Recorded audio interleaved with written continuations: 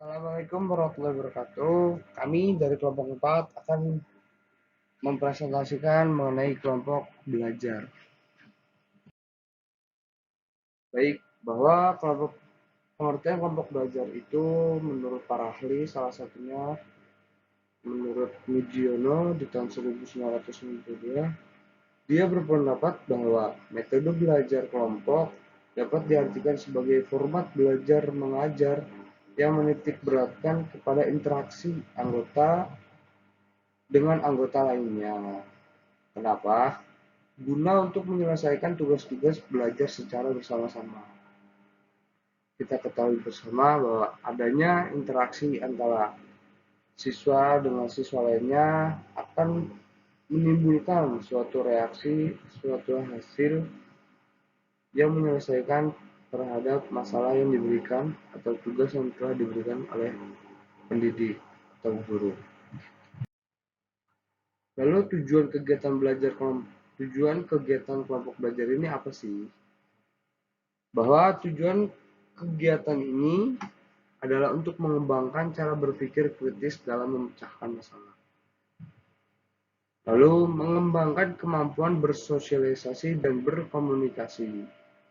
Dan meninggikan rasa percaya diri terhadap kemampuan siswa. Jadi bagaimana cara ia mampu untuk memecahkan masalah dengan menyatukan beberapa pendapat dari teman-temannya. Lalu belajar berkomunikasi, belajar berbicara, belajar mengetahui gestur tubuh mana yang baik saat menyampaikan materi atau gagasan-gagasan untuk menyelesaikan masalah. Terlebih mampu untuk dapat memberikan rasa percaya diri terhadap siswa yang memberikan gagasannya, karena dia merasa bahwa dia dihargai, dia diterima di lingkungannya, dia memiliki sifat percaya diri ini yang mampu untuk dikembangkan menjadi kepemimpinan atau leadership di kemudian hari. Lalu pedoman dasar kelompok belajar, yaitu kita bisa lihat sendiri ya. Yang pertama, yaitu menjadi pendengar yang penuh perhatian dan komunikatif aktif. Jika sedang berlangsungnya proses belajar kelompok, maka satu sama lain harus bisa saling mendengarkan, saling menghargai. Jangan ketika teman kamu berbicara, tapi kamu juga ikut berbicara, itu salah. Salah sekali.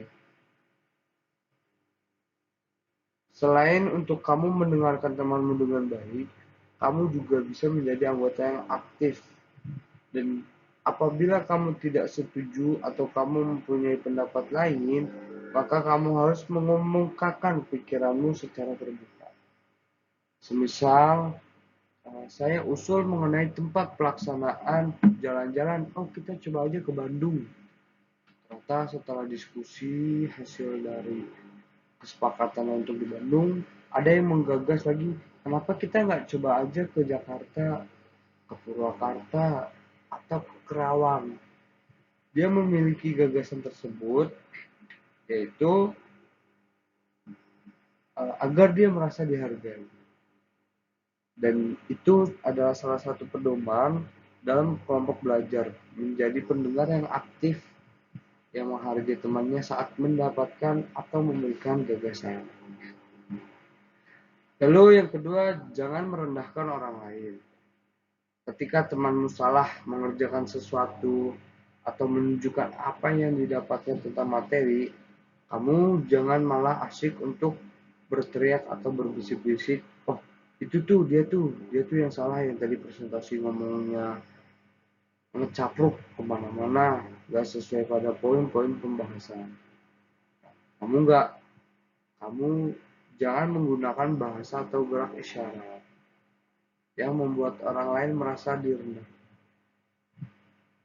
Ia akan merasa tersinggung dengan apa yang kamu lakukan. Lalu maka hindarilah perhatian dengan penuh rasa hormat.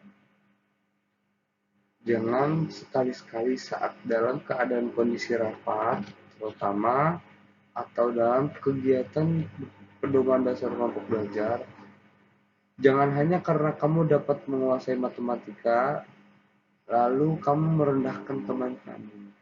Atau sebaliknya, ketika kamu mampu untuk bisa melakukan kimia, kamu sebagai cowok jangan sampai malah melakukan suatu kegiatan yang mencederai, yang dapat merendahkan atau hilangnya mental terhadap siswa tersebut. Yang ketiga, berjanji untuk saling menghormati perbedaan dalam menyelesaikan tugas. Di awal, mungkin bisa diadakan namanya voting atau pengambilan keputusan berdasarkan suara yang terbanyak. Maka untuk dapat menghormati, jelas bahwa setiap masing-masing individu itu memiliki pemikiran yang berbeda-beda masing-masing, dan jangankan dalam penyelesaian proses belajar, dalam kehidupan sehari-harinya pasti terdapat sebuah perbedaan yang menimbulkan munculnya suatu permasalahan. Nah, untuk menghindari hal tersebut, kamu harus berjanji dan harus menciptakan suasana saling menghormati perbedaan yang terdapat pada kalian. Nah, makanya bagaimana cara untuk menghormatinya, yaitu tadi dibalik seperti pertama, ketika ada teman kawan kita membukakan pendapat mengenai suatu keilmuan, maka cobalah kamu untuk dapat mendengarkannya secara seksama, mengambil keputusan dari setiap apa yang telah ia bicarakan. Lalu yang keempat ada berbagi tanggung jawab. Pada umumnya, kegiatan kelompok itu dibentuk pasti hanya untuk mengandalkan orang yang sudah mampu, orang yang sudah bisa, bahkan orang yang sudah melanjutkan pendidikannya ke tahap jenjang berikutnya. Maka kita itu dalam pedoman ini harus untuk dapat memegang kendali terhadap keuangan. Nah, itu adalah salah satu contoh dari apa itu kegiatan belajar, tujuannya, dan pedoman-pedoman awal yang harus dipraktikkan, dilaksanakan di setiap kegiatan lembaga pendidikan sehat di Kabupaten Karawang. Manfaat belajar kelompok. Yang pertama yaitu dengan membentuk kelompok belajar dapat memotivasi semangat belajar antara teman satu tim dengan yang lainnya. Yang kedua, mengoptimalkan kemampuan berpikir siswa dalam menanggapi suatu permasalahan. Dan yang ketiga yaitu meningkatkan kualitas kepribadian seperti adanya kerjasama, toleransi, berpikir kritis, dan disiplin. Lalu ada hambatan dan solusi belajar kelompok. Yang pertama yaitu dalam belajar kelompok yang seringkali terjadi pemutusan pemikiran atau yang berpikir dan bekerja hanya satu orang tersebut. Hal ini yang akan menghambat berjalannya belajar kelompok yang efektif. Maka dari itu, setiap kelompok harus membuat aturan yang disepakati oleh seluruh anggota yang diisi dan tujuannya agar setiap anggota bisa menyampaikan pendapatnya dan tidak berpusat ke salah satu orang di dalam kelompok tersebut. Lalu yang kedua yaitu belajar kelompok hanya untuk sekedar bermain-main dengan teman. Hal ini seharusnya tidak terjadi apabila orang tersebut sadar akan kewajiban-kewajibannya dalam hal belajar. Apabila kita mengetahui tujuan kita mengikuti belajar kelompok dengan benar, maka keinginan untuk hanya sekedar bermain-main dengan teman itu akan hilang dengan sendirinya. Walaupun sekarang ini apabila belajar dengan terlalu serius, maka akan menimbulkan kejenuhan.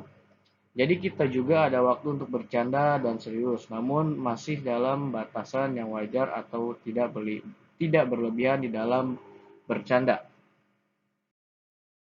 Belajar kelompok yang efisien yang pertama yaitu Pilih teman yang paling cocok untuk bergabung dalam satu kelompok yang terdiri dari 3 sampai 5 orang. Dengan anggota yang tidak terlalu banyak, diharapkan lebih fokus dalam berdiskusi. Lalu yang kedua, tentukan dan sepakati bersama kapan, di mana, dan apa yang akan dibahas serta apa yang perlu dipersiapkan untuk keperluan belajar kelompok. Lalu yang ketiga yaitu setelah berkumpul secara bergilir, tetapkan siapa pimpinan kelompok yang akan mengatur diskusi dan siapa penulis yang mencatat hasil diskusi. Lalu yang keempat, ciptakan suasana belajar yang serius tapi santai. Oke, mungkin sekian video presentasi yang bisa dijabarkan. Wabillahi taufiq wal hidayah. Wassalamualaikum warahmatullahi wabarakatuh.